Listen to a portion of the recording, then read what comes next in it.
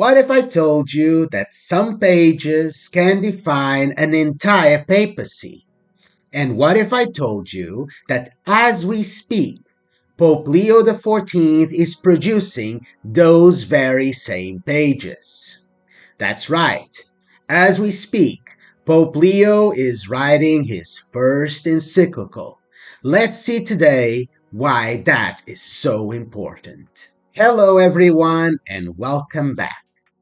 Pope Leo XIV spent some days of vacation in Castel Gandolfo, and according to some Vatican reports, he took this time to write part of his first encyclical. And this is significant. Of course, for a Catholic, a Pope writing an encyclical is always good news because it's when the Pope addresses the Church or even all men of goodwill to produce spiritual insight that can bear with the challenges of the times. But this one is especially significant because it's Pope Leo's first encyclical. Until now, we did not quite get to know Pope Leo very well. Of course, he has produced some speeches and homilies in which we got to know his views on certain topics like marriage, synodality, the environment, and others. But overall, he has been quite reserved. And that's why this first encyclical is so important, because it might help us get a better grasp of who Pope Leo really is. Now, I have studied many papacies, and in fact, I've studied 3 papacies in quite some depth. And from what I gathered from my studies, I concluded that there are 4 early clues that can tell us very early on the direction where a papacy might go. Clue number 1, the papal name.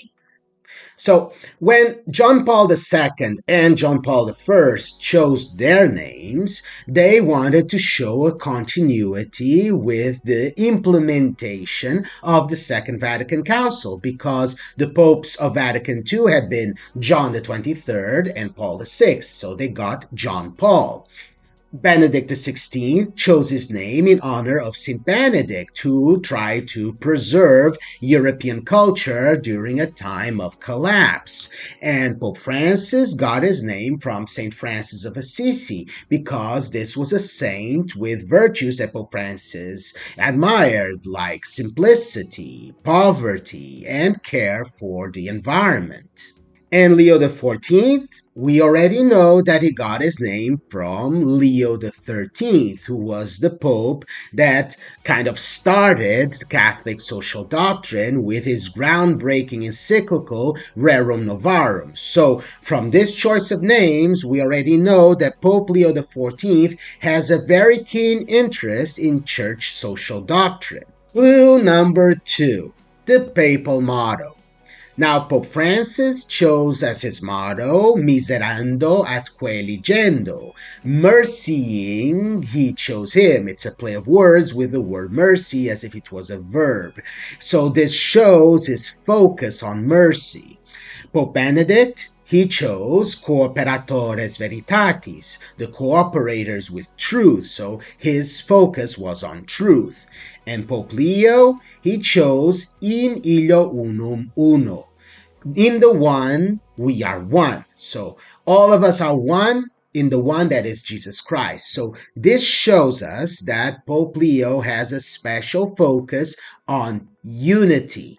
Now, papal mottos and papal names can tell us a lot, but only so much, because they're very short sentences and it's very difficult to convey a lot of information in such short expressions. So if we want to know more about the direction that a papacy might take, we will need something with a little more substance. Which brings us to clue number 3, an important speech or intervention before the papal election. So, in the case of Benedict XVI, this was his homily during the Mass Pro Eligendo Pontifice, in which Cardinal Ratzinger delivered a homily to his fellow cardinals just before the conclave, in which he talked about the dangers of the dictatorship of relativism. And in the case of Pope Francis, this was when Cardinal Bergoglio also made a homily during the conference of Aparecida in Brazil, in which he talked about a missionary church that was not self-referential. And this homily was very well received and applauded by everyone that was present. The problem with this third clue is that unless that intervention was public and done very, very close to the papal conclave, as happened with Benedict XVI, we will probably only know about it later on when papal historians and biographers dig it up. And at this moment, I am not aware of any speech or intervention from Pope Leo XIV or Cardinal Prevost at the time that could fit this bill. Which means that the best clue, the most detailed one, is clue number 4. The first papal encyclical, or at least the first major papal document. Now, a quick caveat here. Sometimes a pope, out of respect for his predecessor, might publish as his first encyclical a document from his predecessor that the predecessor left unfinished. And this happened, for example, with Pope Francis. His first encyclical was Lumen Fidei, but Lumen Fidei, as we will see later on, was already mostly written by Benedict XVI. So what Pope Francis did was just finish it up and publish it under his name to grant it his own papal authority out of respect for Benedict XVI. And so, Pope Francis's first encyclical was not an encyclical, it was an apostolic exhortation, Evangelii Gaudium, but this was the first papal major document that he issued that was actually his own. And we will come back to it later on in this video.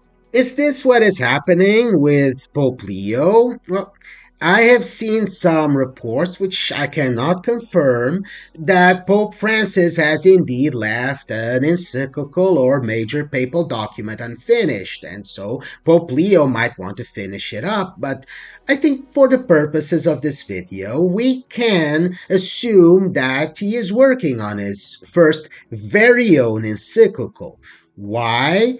Because even in instances where a pope finishes something from his predecessor, like happened with Pope Francis, this first encyclical or first major papal document tends to come out right at the first year of a new pontificate. Francis released both Lumen Fidei and Evangelii Gaudium on the very year 2013 when he was elected. And Evangelii Gaudium was not just any document. It was a blueprint of his pontificate. It was a program for his papacy. It was in Evangelii Gaudium that he laid off the 4 principles that would guide him throughout his 11 years as Pope, namely, unity is greater than conflict, reality is greater than ideas, the whole is more significant than the parts, and more importantly, time is greater than space. And this is the reason why it's so unfathomable that so many people say that Pope Francis was so confusing, because right at the first year of his pontificate, he was explaining his thought process. In many of these controversies that we've seen during Francis's years, all of the confusion could have been solved if people just went back to these guiding principles in Evangelii Gaudium to know where Pope Francis was coming from. And if you have not read Evangelii Gaudium yet, I highly recommend you do, and quickly, because it's still on. When he was elected, in his first speech to the cardinals after the conclave, Pope Leo XIV said, "In this regard, I would like us to renew together today our complete commitment to the path that the Universal Church has now followed for decades in the wake of the Second Vatican Council." Pope Francis masterfully and concretely set it forth in his apostolic exhortation, Evangelii Gaudium, from which I would like to highlight several fundamental points: the return to the primacy of Christ in proclamation, the missionary conversion of the entire Christian community, growth in collegiality and synodality, attention to the sensus fidei, especially in its most authentic and inclusive forms such as popular piety, loving care for the least and the rejected, and courageous and trusting dialogue with the contemporary world in its various components and realities. Pope Leo XIV said that his papacy would be guided by some principles, and some of these principles were directly quoted from Evangelii Gaudium. So this means that Evangelii Gaudium is also important for Pope Leo XIV. And to better substantiate the point of this video, I would like to highlight two other first encyclicals that can show exactly what I'm talking about here. The first one, Pope Benedict XVI's Deus Caritas Est. This encyclical is absolutely brilliant. I cannot overemphasize how much I recommend its reading. So, contrary to what we would think, because we thought about Benedict XVI as being very cerebral and intellectual, but he decided to dedicate his first encyclical to the topic of charity or love. This was a masterful strategy because it allowed him to do two great things. First of all, it segued very precisely with his major social encyclical, which was Caritas in Veritate. And so he could interweave his topic of charity from Deus Caritas Est with his topic of truth from his papal motto. Also, it created a thread of thematic continuity with his other encyclicals, namely Spe Salvi on the matter of hope and Lumen Fidei on the matter of faith. Benedict was indeed a brilliant intellectual, and he always wanted to systematize the theological basis of our faith so that people would better understand the faith and so that the church would have a better point of reference from which she could develop her doctrine further on. For example, Benedict's lifelong dream has always been to systematize the whole of Christology, the part of theology that deals with Jesus Christ. And fortunately, even though he was elected Pope, he was able to achieve this through his spectacular book trilogy, Jesus of Nazareth. Now, in his encyclicals, Benedict wanted to systematize the theology undergirding the three theological virtues: faith, hope, and charity.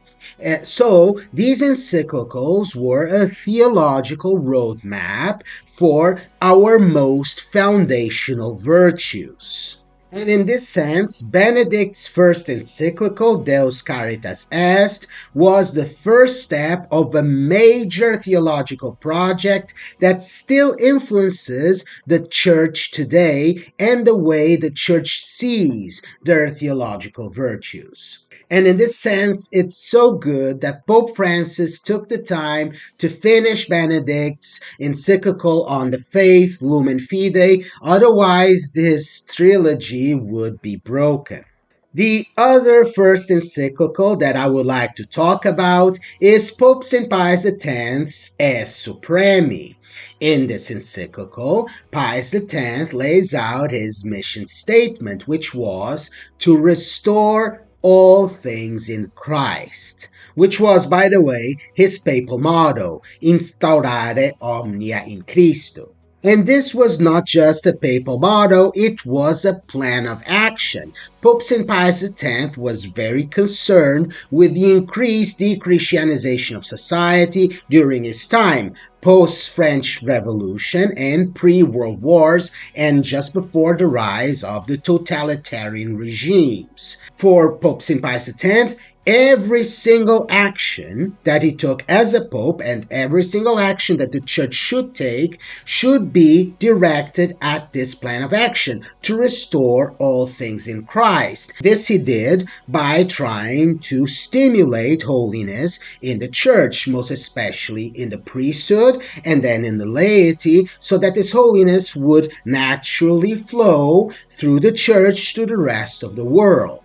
So, just as one example, Pius X completely overhauled the Vatican diplomacy, and he tried to favor, in these roles in Vatican diplomacy, people who were holy or people who belonged to the hierarchy instead of skilled diplomats. Because for Pius X, the nuncios were not just mere ambassadors, they were people who should act in a pastoral way in these countries where they were sent so that they could renew the church from within in those countries. So, in conclusion, Pope Leo XIV's first encyclical is going to be a major event. This is where you will be able to get the interpretative key from which you will be able to read everything else that he's going to say and do from now on.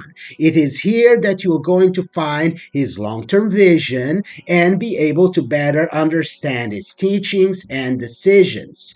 So, the major takeaway from this video, please read this encyclical as soon as it comes out. I hope that this video helped you get excited about it, as I am. I will be following very closely all developments in this area and probably release a follow-up video as soon as I've been able to read this encyclical and digest it a bit. In the meantime, you have much more reading to do. All the encyclicals and major papal documents that I mentioned throughout this video can be found in links in the description below. Also, links to where you can buy my book, The Unknown Modern Side of St. Pius X, where you will see more about E Supremi and the way Pius X's papal motto shaped his papacy. Also, if you want to know more about my other books, please feel free to check out my website, pedrogabrielwriter.com.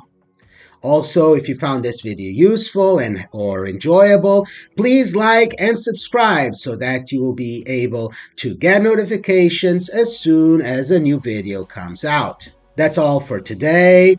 God bless and see you soon.